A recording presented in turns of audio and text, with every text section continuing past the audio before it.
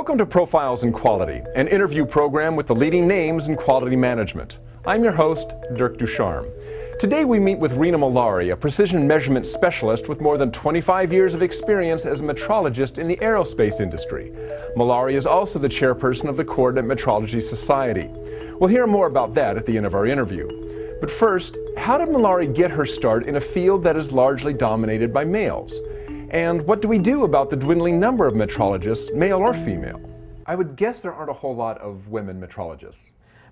Engineering does tend to be a male-dominated profession, and once you start doing work on the factory floor, it becomes even more male-dominated. So it is hard to find the females that actually do the work on the factory floor like I do.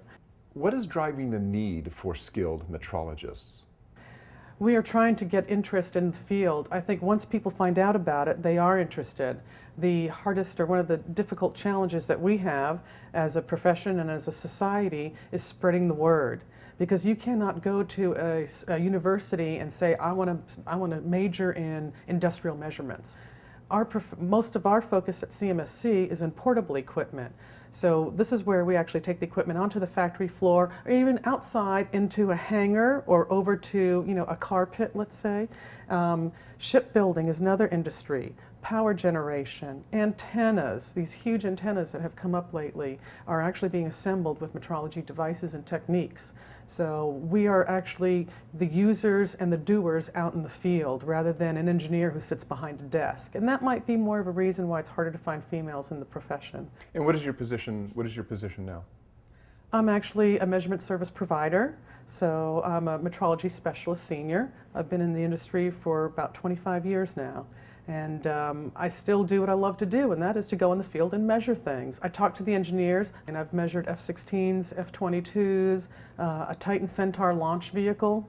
Talk about a large object there. Right. The instruments are capable of getting down to about 2/1000 of an inch at 20 feet.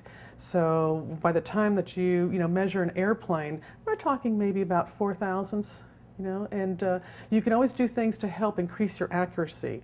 So we are focusing on the very high precision type of measurements, not the measurements that you can do with a ruler and a tape measure. No. We're talking about getting down to 5/1000 of an inch. Well, tell us a little bit about what the CMSC is. The CMSC stands for Coordinate Metrology Systems Conference. Coordinate, 3D, metrology, we're all into measuring in high precision, and systems because it takes hardware, software, peripheries in order to make a complete system, and a conference because we all get together. So once a year we gather and we share our developments, and we try to encourage new developments. We try to get with the providers and try to focus their developments onto meeting the user's needs.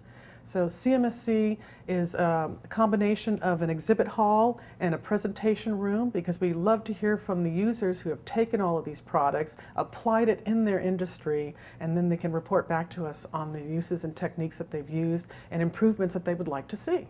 Where do you see 3D metrology headed?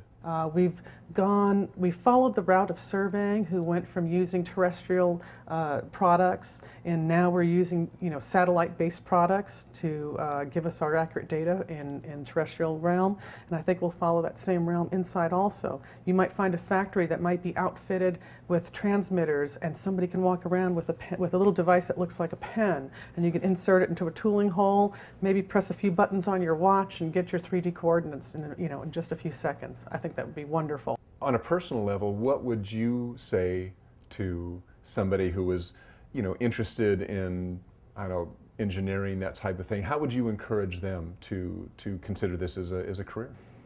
Oh my goodness, I love my job. I could have gone into different fields many times. I think the diversity of what I do is what keeps me in the job and that will attract more people. I measure many different objects, and even if I was to measure the same object or worked for the same company, every project is different. An engineer's problem is different every time. So getting to talk to the engineer, working up a solution, carrying out that plan that we had come to agree upon, and then providing the engineer result at the end. So you get to see a lot of these closed-loop projects on a recurring basis. And I think that's what will help draw the people in there. We're always using cutting edge technologies. I get to use a laser every day, and I think that's cool.